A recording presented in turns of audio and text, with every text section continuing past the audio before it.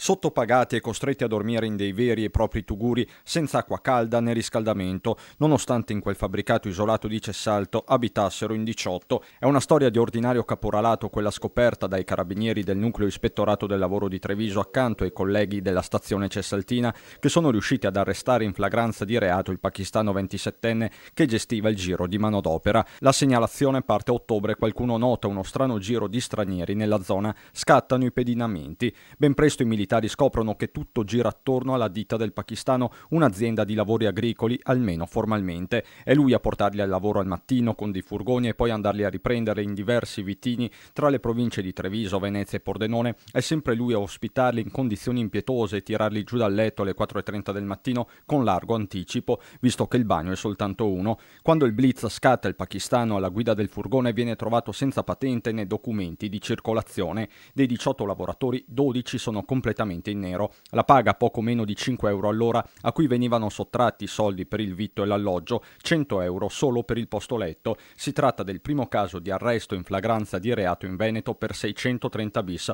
ovvero caporalato. È un fenomeno che noi stiamo seguendo perché è necessario che non si debba pensare che sia riconducibile solo ad alcune zone del territorio nazionale. Dopo essere stati rifocillati dagli stessi carabinieri, i pakistani richiedenti asilo si trovano ancora nella zona di Cessalto. Premesso che si sono dimostrati collaborativi con noi, anzi hanno ringraziato l'istituzione per l'intervento fatto, comunque sì, adesso il problema loro è trovare un lavoro giusto e giustamente retribuito.